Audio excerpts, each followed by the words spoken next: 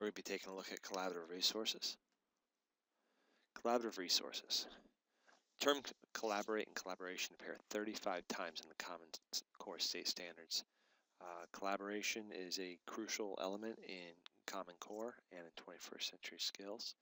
It's essential for both. Collaborative skills are easy to build using resources that are accessible through BYOD. With Bring Your Own Device with devices, students could be working together within the classroom or even beyond the confines of the classroom. This is great in that you're not limited to just the resources in the class, whether it be a homework assignment or in-class assignment. It helps expand the options for lessons. 21st century skills, if we look down in the middle there under learning and innovation skills, critical thinking, collaboration, and innovation, although separate with collaboration, you can accentuate and build upon critical thinking skills and innovation. The students working together, it almost becomes a situation of 1 and 1 does not just equal 2. Some resources. Bookmarking. Students can collect resources, share those resources. The teacher can collect resources and have the students refer just to those. Backchannels, another video. We show examples of today's meet in Backchannel where conversations can be happening in the background while the class is proceeding. Social networks, file sharing, blogs, wikis, video conferencing, photo sharing, and assessment. We're going to see examples of each of these. Bookmarking. Some examples of some sites that are used for bookmarking are Symbaloo, Delicious, Dig, Dijo, and Pinterest. Pinterest is a newer one. Symbaloo has a visual of almost like a tile board. Here we see an example of Symbaloo. Symbaloo has a tiling effect to it. So we see the main page here, and this is something you can find in Symbaloo once you create an account. You can also search Symbaloo for other web mixes. That's what this is called. And you can grade some. So if you see, for instance, here I teach psychology and I teach global studies, so we have a thing on Africa here. I believe this is one I started putting together, and we see different icons, different sources from the web that I can put in one spot. And I can keep these for my own purposes, or I can share these with my students like I did with this one.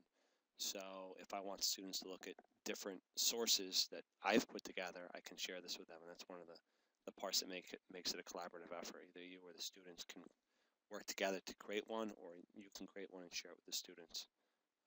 So that's really good. Delicious is a slightly different layout. We see different topics here which we can go searching for. We can search for a topic. We can look at the ones we have, add a link, and it's more of a bookmarking tool where you'll see a list. So for instance, let's say we're looking for, we'll go with psychology again.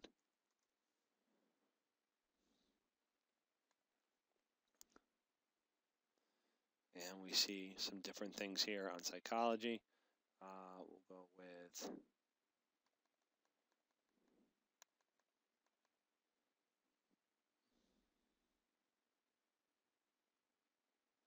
let's see here.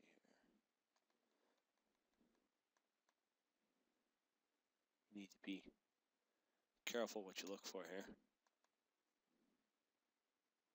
Let's see here. Here we see something that somebody else put together, and you can see that they've put together a bunch of topics and shared them. Dijo. Essentially the same thing, except you can take notes here.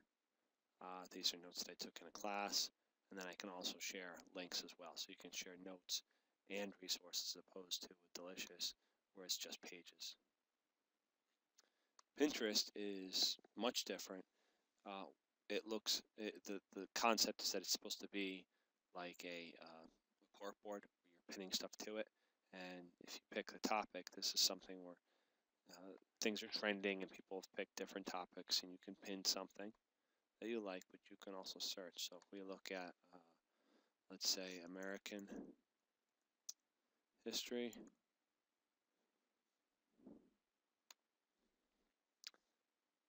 and these will be boards related to it.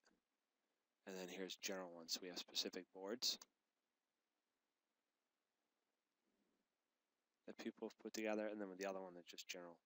So let's see what this is. There's 26 pins on it, and you can find resources on there.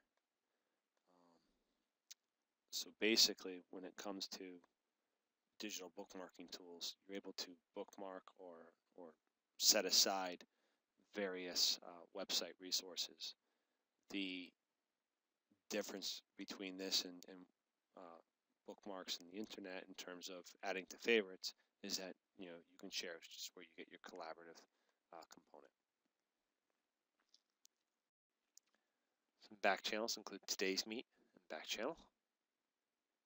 Take a look, and we have this. This is the home page or the main page for today's meet, and we see that we can create a room, and you can refer to this as a classroom that based in cyberspace, and we're going to give it a name. We'll call it BYOD test, and as you can see, you have the URL pops up, and it's all todaysmeet.com, and the name of your room pops up at the end so the students can find it. You have a choice about how long you want the room to stay open. Later on, you'll have this option of where it closes down, and in the meantime, students can print off a transcript. So I'm going to say it's 8 hours, just to pick one, and I'm going to create a room. And I'm going to give it a name, and I will call myself teacher. I'm going to join, and I'm going to say hello, everyone. And I'm going to click return. So it's almost the same in terms of that as a chat room. Now I'm going to go into a different computer here on the side, and I'm going to log myself in by just entering the name of, or the URL, which you see up top there, BYOD test. Clicking enter. Okay, now I'm going to say my name here, student. And I've entered the room, and I can say a message. Hello, back. And I'm going to click it in a second on the computer that the screen we're looking at. This will pop up. Hello, everyone. Now, what are some potential uses of this? First of all, if you have students who perhaps have a question and you're in the middle of a thought and you want to finish your thought before they can get going,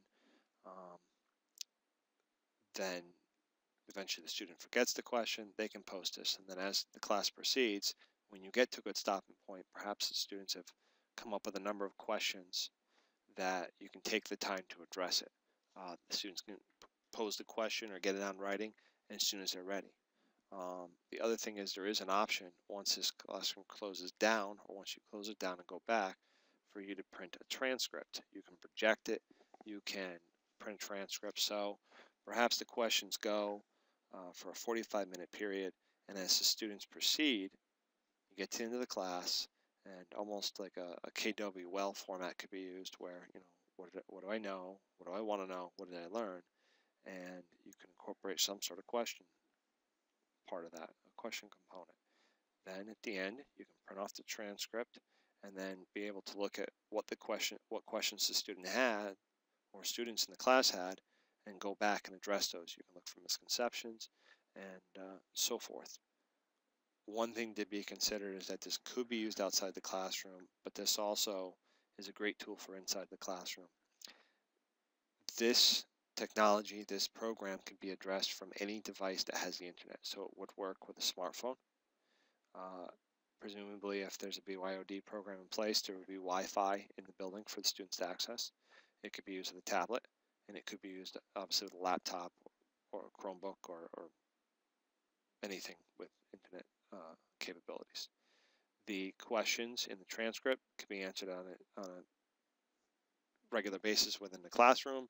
It could be addressed after the class, where the teacher can take a look at understanding. They could even, this doesn't have to be the students posing the questions.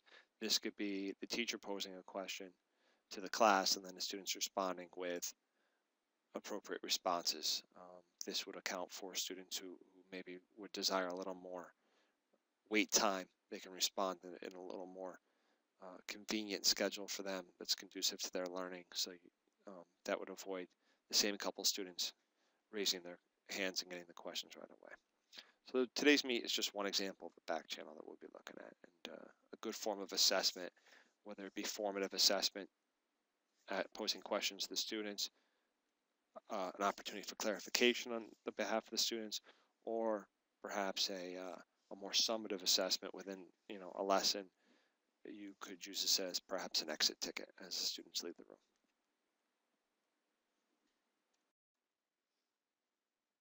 Social networks. PLNs are known as personal learning networks. So a lot of people think of sites like Facebook, Twitter, MySpace, Ning, and Google Plus, and they think of social networks and they think of what people are doing. They think of popular media. They think of those kind of things more in a social setting. But one thing that a lot of people don't realize is that a social network could be used for educational, professional advantages also, such as sharing resources that could help someone, with professional development, finding ideas, sharing out ideas, and this could be both on the educator level and on the student level. File sharing, Dropbox and Google Drive, these are two resources that essentially eliminate the need for a flash drive or a USB, a memory stick. People can access their devices or their files from anywhere that has an internet connection. With Dropbox, basically you can share folders and you can sync different computers together. So if you have a work computer, a home computer, and let's say a tablet, you can, if you create a document on one device or computer, it will automatically sync all the other files and the other computers to the most current edition. This is great because a lot of times what we used to do is we would email documents to each other, but you may mix, paths, and I email a Word doc to someone, and then in the meantime they make a change, and I make a change, and then next thing that happens is we don't know which one is the current version of the document. Here it syncs with everyone, and then within that you can share documents or even folders. We see invite to folder, share a link. You can share just a link with someone. You can move things around, but you can invite somebody from your contacts, or if you have their email, to share a folder, so you can have a folder of shared resources. This is similar to Google Drive, except with Google Drive and Docs and so forth, everything is based online, whereas these files you can actually, we see here, but you can also see you see an online version here, but you can also see that what you can do is you can download, it downloads Dropbox onto your desktop, and so the files are actually on your computer as well, as opposed to everything being internet based with Google Drive. And I'll just open this up so you can see this is identical, the files, to what we see online. So you can access it not just from the computers you have, but also from a computer you don't normally use. Blogs, such as Blogger, EduBlogs, and WordPress. Students can collaborate in terms of writing about their ideas and responding to other people's ideas. This is an example of a blog page for WordPress. We see a number of different blogs that people have. You can search for terms. You can different topics.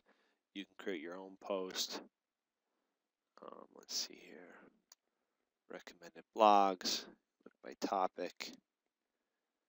See what you find. People write on topics. You can follow them. You can have them feed in. You can create a blog yourself, so students can create a blog on a topic and then put it out there in terms of Common Core state standards. This would equate to writing and publishing information. So it would be a writing standard for Common Core state standards. Wikis. Examples are Google Sites, PBWorks, and Wikispaces. At one point, a website was mastered or run by the webmaster, and that was one person. Now a website can be set up so that a number of people can collaborate to build the website together. Video conferencing. such as Google Hangouts and Skype. You can talk to people via video with both these. Here are some examples for Hangouts where you can go and look. You can go into a conference, you invite people, you can have up to 10 people involved. Skype, you can do videos as well, except the drawback of Skype is unless you pay extra, you're limited to one person. And Google Hangouts also, they record things, so you can post it. So if you had a webinar of some sort, you got a person talking, you can record it and refer back to it later fairly easily. And some people, depending on what it is, will record things that others can access if they decide to make it searchable. Photo sharing, such as Flickr, Picasa, and PhotoBucket, sharing pictures. Flickr is one example of a photo sharing. There's communities you can explore. Here we're in the explore part. We can look and see what other people have posted. We can create our own galleries and share them. So the best way of looking at it is probably as a social network for photography specifically. The same thing can be done with other sites. Instagram, these can go through a device. A phone or a tablet could also be done in terms of uploading pictures. Things can be geographically located, so you can look and see where pictures were taken based on GPS technology. And once again, you can go into you. No information from me here, but I could upload and share stuff, so students could be sharing pictures quite readily for the classroom.